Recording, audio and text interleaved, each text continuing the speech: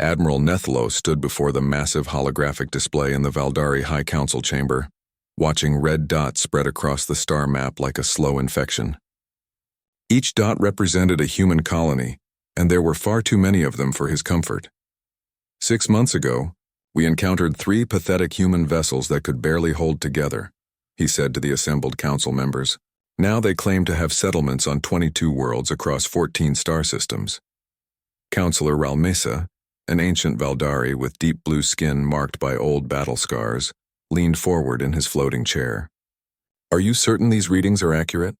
Such rapid expansion seems impossible for a species with their limited technology. The probe data is confirmed, Nethlos replied, his voice carrying the confidence of someone eager to prove himself to his superiors. But look at which systems they have chosen. He gestured to the display, highlighting the human territories. Dead rocks, failed gas giants, worlds with poisonous atmospheres. They are settling on planets we would not even use for waste disposal. High Admiral Vorthak sat silently at the far end of the curved table, his forearms crossed as he studied the expansion data. Something about the human commander still bothered him. There had been intelligence in those eyes, a calmness that did not match the desperate appearance of his ships. What about their military strength?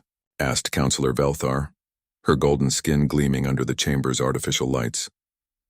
She controlled the hegemony's vast military budget and wanted to know if these humans posed any threat to Valdari interests. Nethlos smiled, activating new images that showed human ships in various systems. That is the most amusing part. Their vessels are even worse than before. Crude metal patches, exposed wiring, engines that leak radiation like broken containers. If anything, their construction quality has declined as they try to build more ships, faster. The hologram displayed a human transport vessel that looked like it had been assembled by someone who had never seen a proper starship. Hull plates were mismatched, welding seams were visible from space, and what appeared to be emergency repairs covered most of the outer hull. These are their newest vessels? Velthar asked in disbelief. Built at something they call New Sol Station in the Trappist system, Nethlos confirmed. Our long-range surveillance shows it is essentially a floating scrapyard with basic construction facilities. They are literally building their fleet from recycled materials in desperation. Meanwhile, in the hidden depths of New Sol Station, Chief Engineer So Young wiped oil from her hands as she finished installing the final components in the UES Defiant. From the outside, the ship looked like every other human vessel, ugly, functional, and ready to fall apart at any moment. But So Young knew the truth. Behind the crude-looking hull plates lay armor systems that could withstand direct hits from Valdari plasma cannons. The leaking fusion reactor was actually a revolutionary, hybrid design that could produce 3 times more power than standard alien drives while appearing to barely function. How? Are the stealth modifications coming along? Asked Captain Jin Ho as he climbed through what looked like a damaged access hatch, but was actually a hidden entrance to the ship's real command center. Perfect, So Young replied, patting a section of hull that looked like it had been damaged by meteors. To their sensors, this will read as nothing more than floating debris. The quantum scramblers are hidden behind fake structural damage on the starboard side. Jinho nodded and walked to the observation deck that overlooked the main construction area. Through the reinforced windows, he could see dozens of ships in various stages of completion.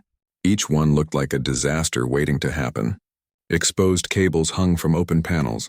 Hull sections were held in place by visible bolts, and engines appeared to be leaking various fluids. It was beautiful in its deception.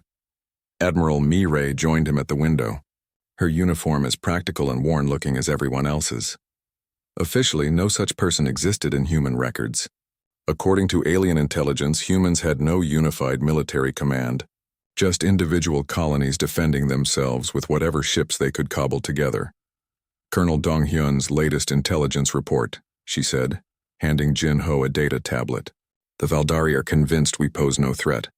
Their probe fleets have stopped even trying to hide their surveillance runs. Jin Ho read the report carefully. Colonel Donghyun had spent years studying alien psychology and military tactics.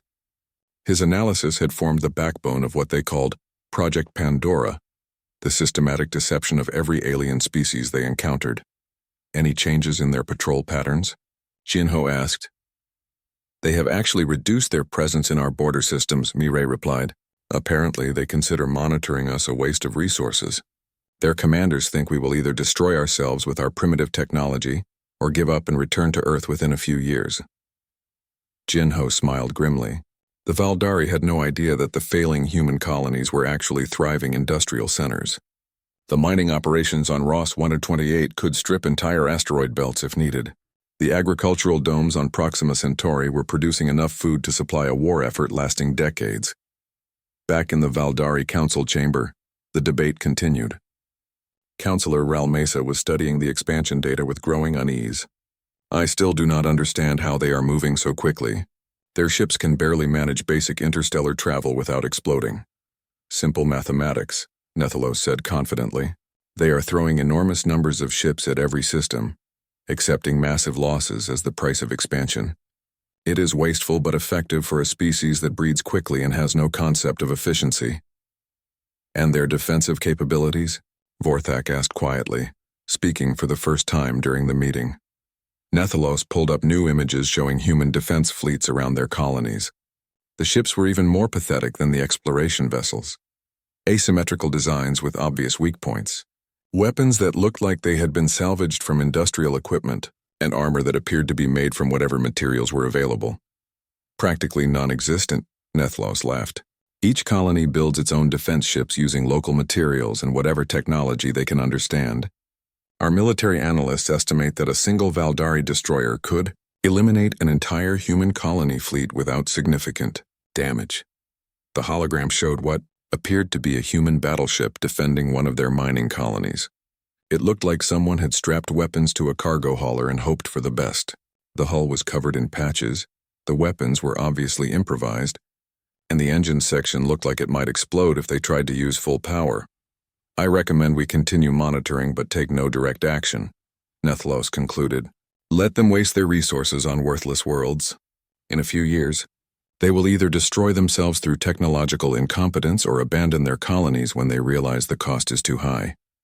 Vorthak continued studying the images with growing unease. The human ships were clearly inferior. Their technology was centuries behind Valdari standards, and their expansion was limited to systems no one else wanted. Everything suggested they were a minor nuisance at best. So why did he still feel like something was wrong? Very well, he said finally. We will maintain long-range surveillance and update our assessments quarterly.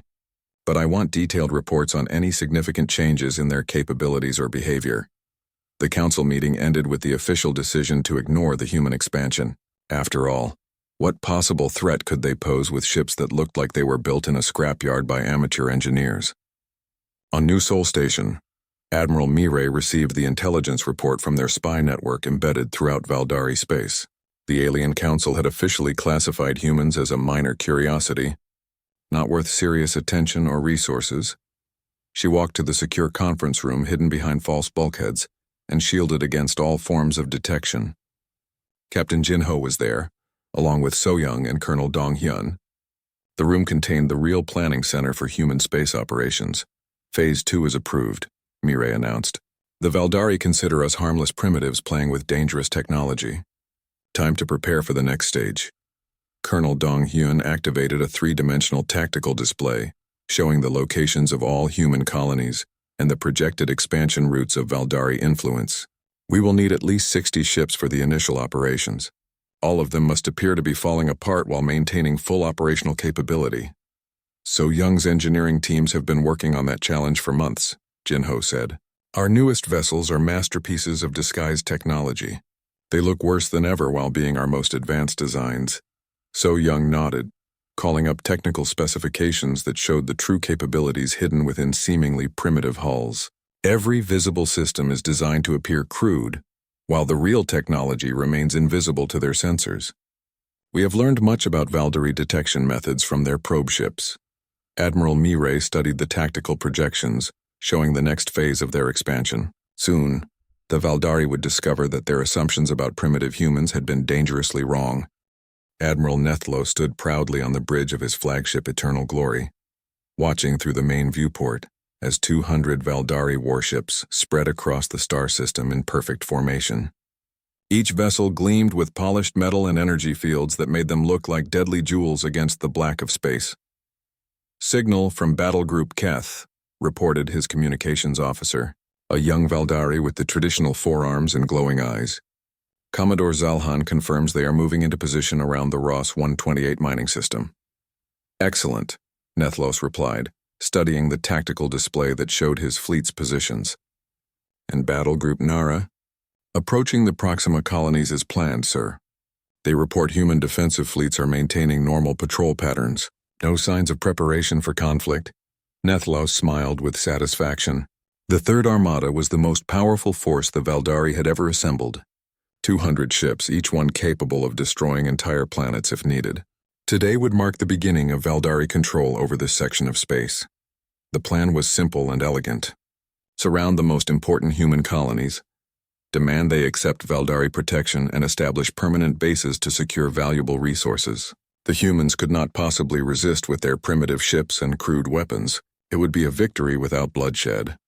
Sir, we are receiving routine transmissions from human vessels in nearby systems, the sensor operator announced. Their communications are unencrypted and contain standard mining reports, supply requests, and patrol schedules. They appear completely unaware of our presence. Perfect, Nethlos said. Maintain silent running protocols until all battle groups are in position. I want this to be a complete surprise. 3 hours later, Battle Group Keth reached the asteroid mining fields of Ross 128. Commodore Zalhan commanded 25 of the most advanced warships in Valdari space, each one bristling with weapons that could crack moons in half. Sir, we are detecting 18 human vessels in the system, reported the scanner technician. They match the design patterns we have observed before. Primitive fusion drives, basic hull construction, exposed weapon systems that appear to have been salvaged from industrial equipment. Zalhan nodded as he studied the human ships through his viewport. They looked exactly as intelligence reports had described, like floating scrapyards with engines attached.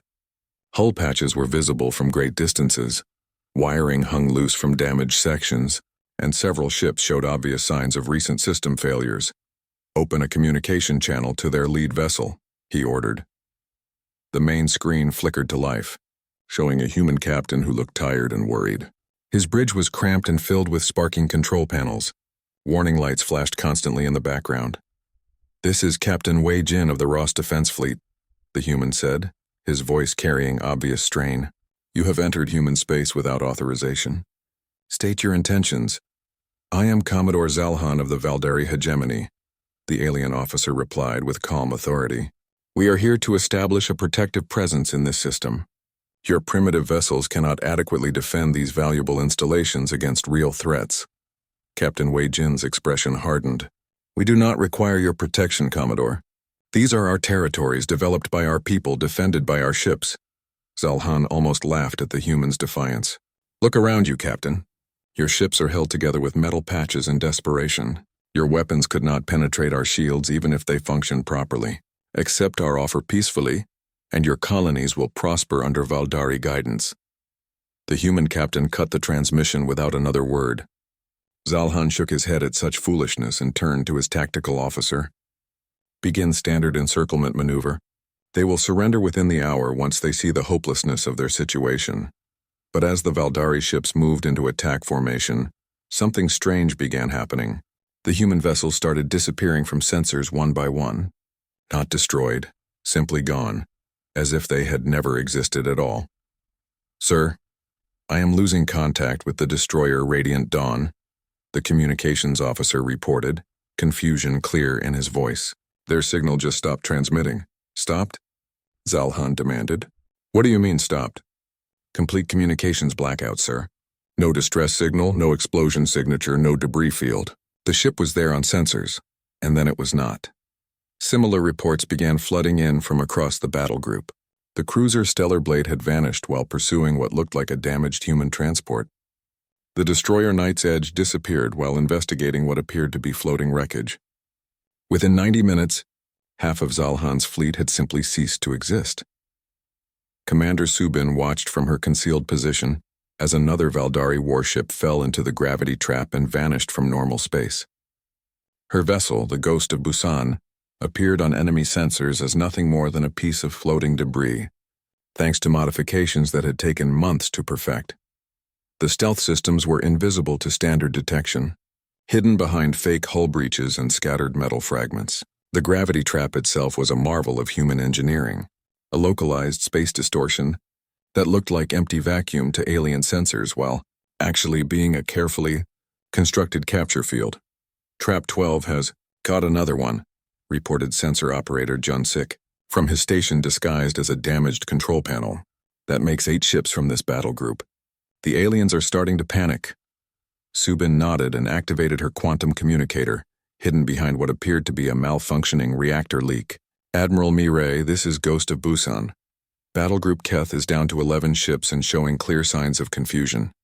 They are flying directly into Trap 15 while trying to regroup. Back on the Bridge of Eternal Glory, Admiral Nethlos was receiving increasingly frantic reports from all his battle groups. Ships were vanishing across multiple star systems, and nobody could explain how or why it was happening. Sir, we have lost all contact with Battle Group Nara, his communications officer announced, fear creeping into his professional voice. Complete communications blackout from all 20 ships. It is as if they simply stopped existing. 20 ships do not just disappear, Nethlos shouted, his calm confidence cracking for the first time. What about their emergency beacons? Their automated distress systems? Nothing, sir. We are receiving no signals of any kind from their last known positions. The Admiral stared at his tactical display in growing horror. Red markers showed the last recorded positions of vanished vessels scattered across human space. There was no pattern he could understand, no obvious strategy or method. His ships were simply disappearing one after another. Sir, priority transmission from Commodore Zalhan, the communications officer said urgently. The main screen showed the Commodore on his bridge, which was now filled with smoke and flashing emergency lights. Sparks flew from damaged systems behind him. Admiral, we are under attack by an unknown enemy using some kind of gravity-based weapon system, Zalhan reported, his voice tight with desperation. My ships are being captured, not destroyed. I repeat, they are being taken intact without... The transmission cut off mid-sentence. Another red marker appeared on the tactical display. Major Hai-Jin led her boarding team through the corridors of the captured Valdari destroyer Swift Strike. The alien crew had been neutralized by non-lethal stun weapons and were now secured in their own detention cells, unharmed but unconscious. The capture had been perfect. No casualties on either side, no damage to the valuable alien technology, and no indication to the remaining Valdari fleet that their ships were being taken rather than destroyed. This makes 22 vessels. From Battle Group Keth, she reported through her secure communicator to the hidden command center. The aliens are completely baffled. They keep expecting us to fight like they do. Big ships, shooting at each other. Until someone explodes. The human boarding teams had trained extensively, using captured alien equipment and intelligence, gathered from months of observation. They knew exactly how to disable Valdari systems without damaging them, how to neutralize alien crews without killing them, and most importantly, how to make entire warships disappear from their fleet's detection grid.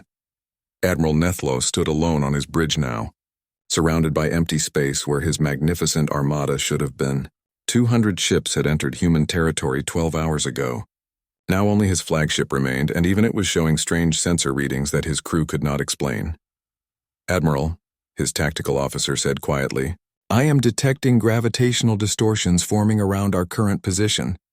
The readings matched the anomalies detected just before our other ships disappeared.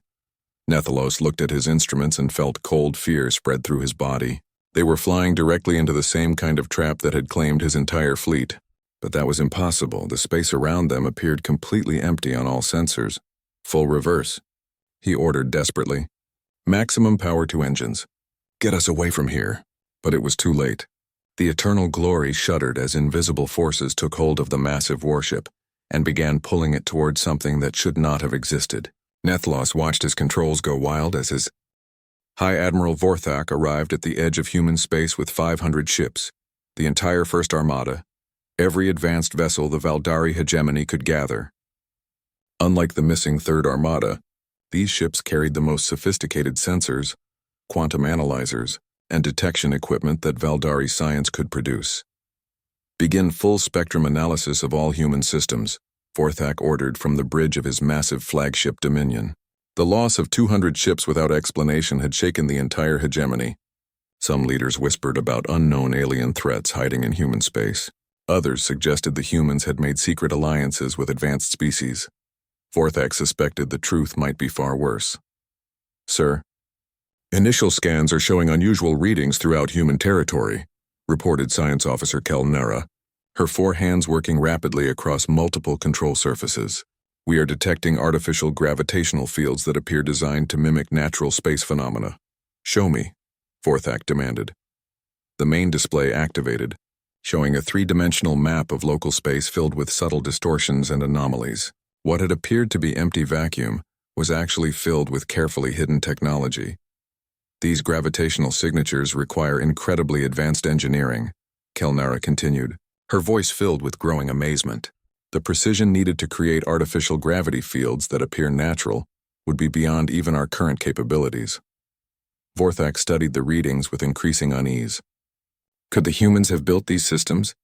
"Impossible, sir. Such technology would require centuries of development and scientific knowledge that primitive species simply do not possess." But as the first Armada moved deeper into human space using their advanced detection systems, the shocking truth began to emerge. Long-range quantum sensors detected the missing ships from the Third Armada, not destroyed as everyone had assumed, but intact and operational, flying alongside human vessels in perfect formation. "Admiral, you need to see this immediately," the tactical officer announced urgently. The main screen showed images that made the entire bridge fall silent. Valdari destroyers and cruisers moved through space in organized patterns with human ships, clearly under human control but showing no signs of battle damage or forced conversion. "They captured them," Vorthak said quietly, the full implications hitting him like a physical blow. The entire Third Armada was captured intact. The idea was almost impossible to comprehend. Capturing enemy vessels required incredible skill, advanced technology, and perfect tactical execution. Most military encounters resulted in destroyed ships and dead crews, not pristine captures with no casualties. "Sir, we are receiving detailed scanner data from the captured vessels," Kelnara reported, her voice shaking slightly. "The ships are undamaged and fully operational. The crews appear to be alive and unharmed." Engineer J1 stood in the control center of Gravity Station Alpha, hidden inside what appeared to be a normal asteroid, but actually contained some of the most advanced technology humans had ever built. His fingers moved across control panels that looked crude and improvised but actually controlled gravitational forces with precision that would amaze alien scientists. "Admiral Mirai, we have a serious problem," he reported through the secure quantum communicator. "The new Valdari fleet has detection equipment far superior to what the Third Armada carried. They are starting to penetrate our concealment systems." Mirai's voice came back immediately through the hidden speakers. "Can they trace the gravity fields back to their sources?" "Not yet, but their quantum sensors are adapting to our camouflage techniques. We have perhaps 6 hours before they locate the hidden stations." J1 looked at his displays showing the 12 concealed installations that controlled the trap fields throughout human space. Each station was a masterpiece of disguised engineering, built inside asteroids and space debris to avoid detection, while projecting gravitational distortions across entire star systems. "Initiate revelation protocol," Mirai ordered. "If our deception is about to be discovered anyway, it is time to show them exactly what they have been underestimating." Captain Minho received the activation command aboard his flagship Indomitable, which still looked like a flying scrapyard held together with desperation and spare parts. The hull was covered in visible patches, wiring hung loose from damaged sections, and the engines appeared to leak dangerous radiation. But appearances, as the Valdari were about to learn, meant absolutely nothing. "All ships, this is Captain Minho," he broadcast on the human fleet frequency. "Execute revelation protocol immediately. Show them what we really are." Throughout human space, dozens of vessels began in transformation that defied everything the watching aliens thought they knew about technology and engineering. Hull plates that had looked like crude patches slid away smoothly to reveal advanced armor systems underneath. Engines that had seemed barely functional suddenly blazed with controlled power that made Valdari drives look primitive by comparison. Weapon systems that had appeared to be salvaged industrial equipment unfolded into energy cannons capable of punching through the heaviest battlecruiser armor. Ships that had looked like they might fall apart at any moment revealed themselves as the most advanced vessels anyone had ever seen. On the bridge of the Dominion, The Valdari crew watched in stunned silence as their fundamental understanding of reality crumbled before their eyes. "Sir," Kelnara whispered, her voice filled with shock. "The human ships are generating power levels that should be physically impossible with fusion technology. Their energy signatures are off our measurement scales." Vorthak stared at the tactical display as more impossible revelations appeared. The gravity traps had not been built by some mysterious alien species. They were human technology, designed and constructed by the same people who had appeared in crewed, failing ships just months before, Admiral. "We are receiving a transmission from the lead human vessel," the communications officer announced. The main screen showed Captain Minho standing on what was clearly an advanced starship bridge.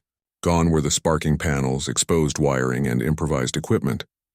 The technology visible behind him was sleek, elegant, and obviously centuries ahead of anything the Valdari possessed. "Hi, Admiral Vorthak," Minho said with a slight smile. "I believe it is time we had an honest conversation." "You," Vorthak said slowly, his mind struggling to process what he was seeing. "Your technology is not primitive." "Not even close," Minho confirmed. "Every damaged hull plate, every crude weld, every system that appeared to be failing, it was all carefully designed to make you underestimate our true capabilities." The tactical display updated to show the real specifications of human vessels. Ships that had appeared to be held together with scrap metal revealed armor systems that could withstand direct hits from weapons that would destroy Valdari warships. Engines that had looked ready to explode could actually outperform the most advanced alien drives while appearing to barely function. "But why?" Vorthak asked, his voice carrying a mixture of admiration and fear. "Why hide such incredible capabilities?" "Because every species we have encountered makes the same mistake," Minho replied calmly. "You see primitive appearance and assume primitive thinking. You see crude technology and assume crude engineering. We learned early in our space exploration that survival often requires looking weak, while actually being strong." Dr. Seok Jin appeared beside Minho on the screen, activating a holographic display that showed detailed comparisons between human and Valdari technology. "Your quantum drives are efficient, Admiral, but our modified fusion systems can produce more power while appearing to leak radiation. Your hull materials are strong, but our composite armor can absorb more damage while looking like recycled scrap metal." Vorthak studied the technical data with growing amazement and terror. The humans had not simply been hiding advanced technology. They had been studying Valdari systems, improving on them, and disguising the improvements as primitive equipment. "The crews from the Third Armada," he said finally. "Are they truly unharmed?" "Very much alive and being treated as honored guests," Minho confirmed. "Several of them have actually requested to remain and study our engineering methods. They find our approach to technology quite fascinating." Admiral Nethlos appeared on the screen beside Minho, looking healthy but clearly amazed by everything he had learned during his captivity. "Admiral Vorthak, their capabilities exceed our own in ways I am still trying to understand. They can make fusion reactors that produce 3 times our power output, while appearing ready to explode at any moment. How is such deception possible?" Vorthak demanded. Engineer Jaewon joined the conversation from his hidden control station. "When you must make every system appear primitive while functioning perfectly, it forces innovation that polished, beautiful technology never requires.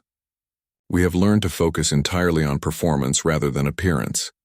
The revelation continued as human ships demonstrated capabilities that seemed to violate known physics. Stealth systems that could hide entire fleets from the most advanced sensors, weapons that could disable enemy vessels without destroying them, armor that could repair itself automatically while looking like it was held together with metal tape.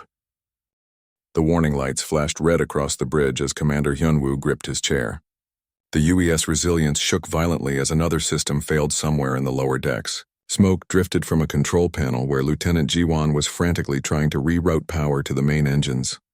"Sir, we have a problem," called out Communications Officer Min-A from her station. Her headset crackled with static as she struggled to maintain contact with the other human ships. "The fusion reactor is overheating again and Captain Da-Yoon reports the Steadfast has lost its starboard thruster." Hyunwoo rubbed his tired eyes and looked out the cracked viewport. 3 human ships hung in the darkness of space, held together by determination and spare parts. His own vessel looked like a flying junkyard. Metal patches covered holes in the hull where meteor impacts had nearly killed them all. The engines leaked radiation that would have been deadly without their makeshift shielding. "What about the Pioneer?" he asked. "Lieutenant Taemin says his navigation computer is acting up again," Min-ae replied. "But he thinks he can get it working if we give him another hour." Another hour. In space, an hour could mean the difference between life and death. Hyunwoo had learned that lesson the hard way during their journey from Earth. They had lost 2 ships already to engine failures and system breakdowns. Each time the survivors had transferred to the remaining vessels and continued on. "Sir, I'm picking up something on long-range sensors," announced sensor operator Sung-ho. The young man had been working double shifts since their sensor specialist died in the engine room explosion 3 weeks ago. "Multiple contacts approaching our position." "They're big, sir. Really big." Hyunwoo felt his stomach drop. "How big?" "Each one is at least 10 times our size. I count 12 ships total moving in perfect formation. Their technology is way beyond anything we have." The bridge fell silent except for the constant humming and sparking of damaged systems. Everyone knew what this meant. They were about to make first contact with an alien species, and they looked like refugees fleeing a disaster. "All ships, this is Commander Hyunwoo," he said into his communicator. "Prepare for possible contact with unknown vessels. Maintain defensive positions, but do not power weapons unless I give the order." Captain Dayun's voice came back through the static. "Understood, Commander. The Steadfast is ready, though I should mention our main gun is held together with wire and prayer." Lieutenant Taemin chimed in from the Pioneer. "Same here, sir. Our torpedo tubes are functional, but we only have 6 shots left. 6 shots against 12 massive alien warships." Hyunwoo almost laughed at the absurdity of it. But laughter died in his throat as the alien fleet appeared on the main screen. The ships were beautiful in a terrifying way. Their hulls gleamed like polished metal, covered in strange symbols that seemed to move and shift.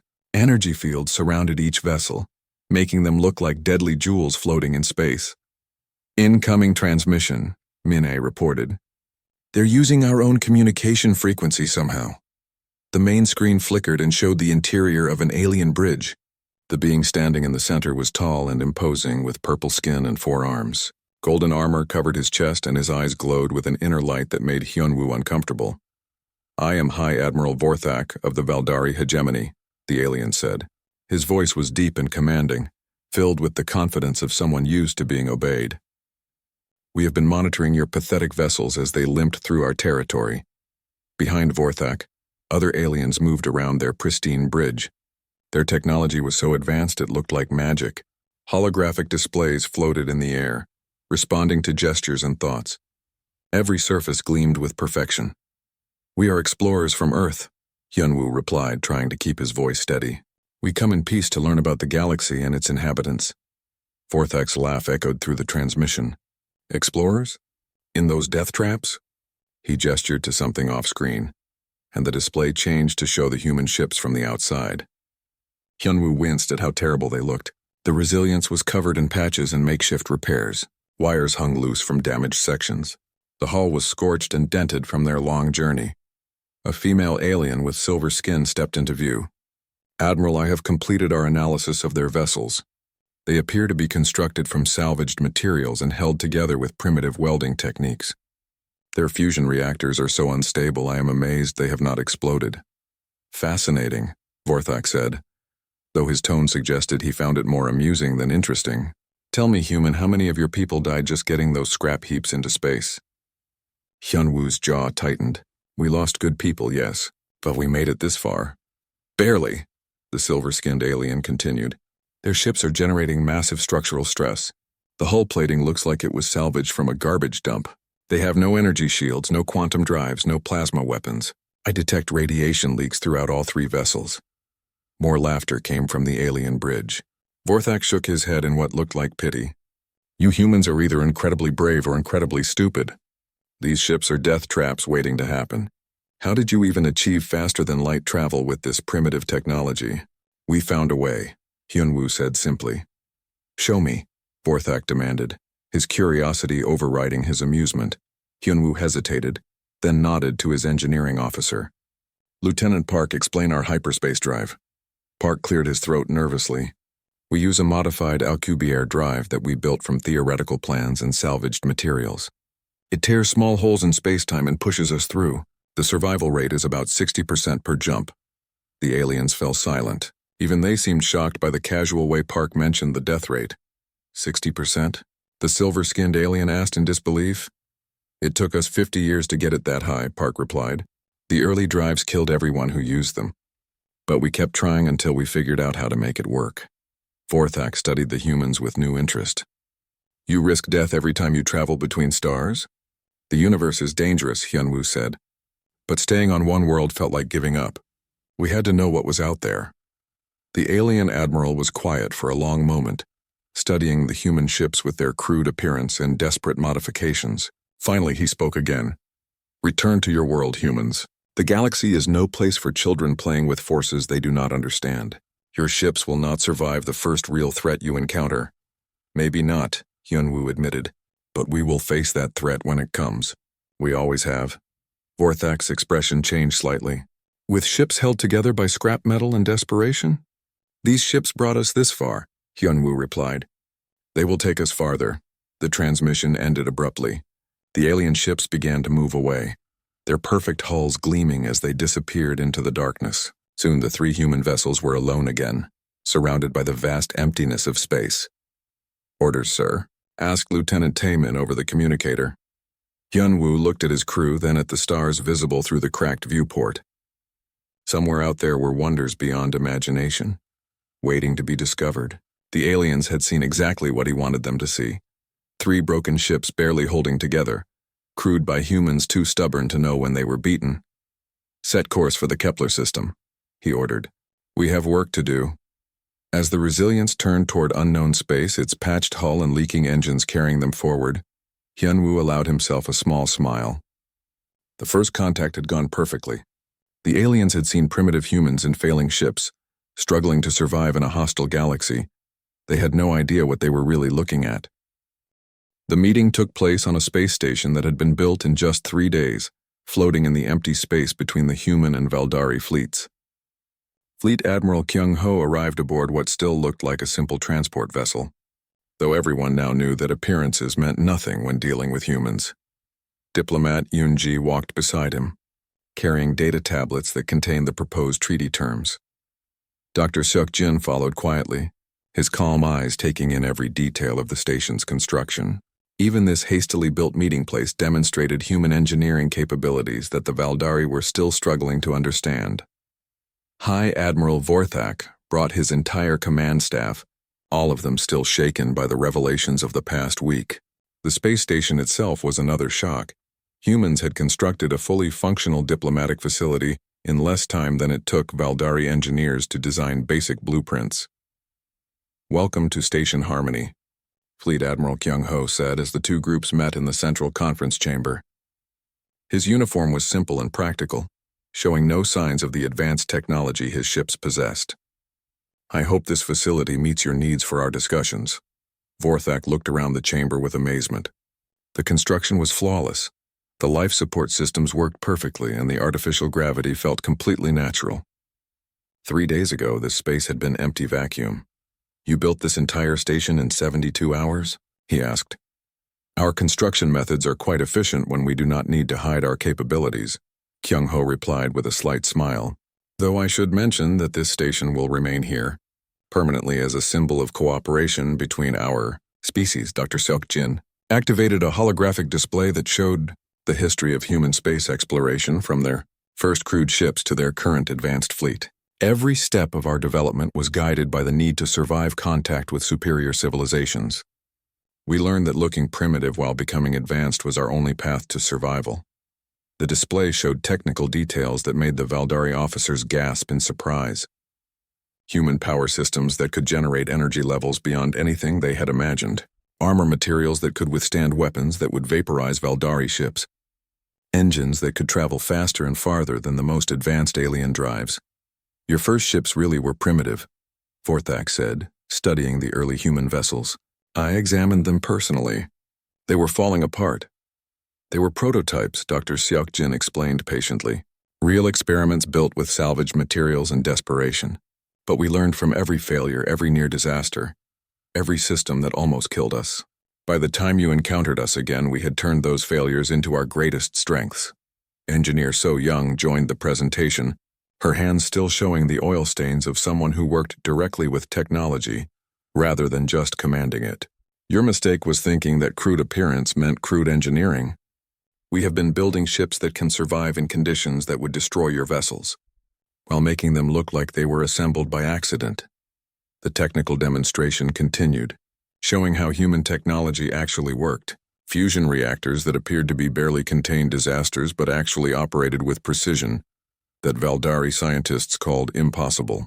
Hull plating that looked like scrap metal but could absorb energy weapons that would punch through battlecruiser armor. Your stealth systems, Science Officer Kelnara said hesitantly. How do they make entire fleets invisible to our most advanced sensors? We studied your detection methods for months, So Young replied. Every probe ship you sent taught us something new about how your sensors work. We designed our stealth technology specifically to fool Valdari equipment. Admiral Nethlos, who had spent weeks as a guest aboard human ships while his crew learned about their technology, spoke up from his position beside the human delegation. Admiral Vorthak, you must understand that everything we believed about primitive and advanced technology was wrong. Their methods are not just different, they are better. Colonel Dong-hyun presented the strategic analysis that had guided human expansion and military planning. We have been studying your culture, your military tactics, and your expansion patterns since our first contact. Every decision we made was designed to appear harmless while actually strengthening our position. The holographic display showed the true extent of human colonization. What had appeared to be desperate settlements on worthless worlds were actually carefully chosen strategic positions. The mining operations could produce materials for massive construction projects. The agricultural colonies could feed populations far larger than the Valdari had estimated. You have been preparing for war, Vorthak said quietly. We have been preparing for survival, Fleet Admiral Kyung-ho corrected. The galaxy is filled with species like yours, advanced, powerful, and convinced that primitive appearance means primitive capability. We needed to be ready to defend ourselves against anyone who decided we were too weak to deserve independence. Diplomat Yoon-ji stepped forward and activated a new display showing the proposed treaty terms. The Sol Accords, she announced, a formal agreement recognizing human sovereignty over our claimed territories and establishing our species as equals in galactic civilization. Vorthak studied the treaty carefully. The terms were surprisingly reasonable. Humanity was not demanding territory from the Valdari or tribute payments. They simply wanted recognition as an independent species with the right to expand and develop without interference. What if we refuse these terms? He asked. The display changed to show the current military situation. Human fleets that had revealed their true capabilities were positioned throughout their territory. Hidden shipyards could construct vessels by the hundreds. Defense networks could stop invasion fleets before they reached inhabited worlds. Then you will discover that underestimating humanity was the last mistake the Valdari hegemony ever made, Kyung-ho said quietly, his calm voice carrying absolute certainty. The negotiations continued for 5 days. Representatives from the Valdari High Council participated through quantum communication, reviewing technical data that proved human claims about their capabilities. Each piece of evidence made it clear that humanity was far more advanced than anyone had imagined. Dr. Seok-jin shared medical technology that could extend Valdari lifespans by decades. So Young demonstrated engineering techniques that could improve alien ships beyond their original design specifications. The humans were not just militarily powerful, they had knowledge and skills that could benefit everyone. There is one thing I still do not understand, Vorthak said on the final day of talks. Why reveal the truth now? You could have continued the deception indefinitely. Because deception was never our goal, Dr. Seok-jin replied. Survival was the goal. Now that we have proven we can defend ourselves, we would rather work with you than hide from you. The galaxy is vast enough for both our species to thrive. The signing ceremony took place in the main conference chamber, with representatives from both species present in person and others participating through advanced communication systems. Vorthak signed the Sol Accords on behalf of the Valdari hegemony, formally recognizing humanity as an equal partner in galactic civilization. I have one final question, Vorthak said as the ceremony concluded. How many other species have made the same mistake we did? Kyung-ho smiled slightly. You were the third. The others are now our allies and trading partners, Apparently, most advanced civilizations have trouble believing that primitive appearance can hide sophisticated thinking. 6 months later, Commander Hyunwoo stood on the bridge of the New Earth, flagship of the combined human fleet. The ship still looked like it had been built in a scrapyard, with visible patches and crude welding covering its hull, but everyone in the galaxy now understood that appearances could be very deceiving. Admiral, incoming transmission from the Valdry exploration vessel Seeker of Truth, reported Lieutenant Boram from her communication station. The main screen showed Captain Zalhan, the former Commodore who had lost his battle group to human gravity traps. He now commanded a joint exploration mission to the Galactic Rim, working alongside human crews to map unknown star systems. Admiral Hyun Woo, "We have discovered something remarkable," Zalhan reported with obvious excitement. "A star system with 15 potentially habitable worlds, completely uninhabited and rich in resources that both our species can use." Hyunwoo nodded approvingly. The former enemies had become partners in the greatest adventure possible, exploring the unknown regions of space and discovering what wonders waited among the distant stars. "Excellent news, Captain. Have you selected sites for the first joint colonies? My crew has identified 3 worlds perfect for Valdari settlement, and the human team has found 4 that match your environmental preferences. We are planning to establish the first truly integrated colonies in galactic history." Hyunwoo smiled as he looked out at the stars visible through his viewport. The galaxy had changed in ways none of them had expected. Humans were no longer the primitive species struggling to survive among advanced civilizations. They were teachers, partners, and friends to species that had once dismissed them as harmless curiosities.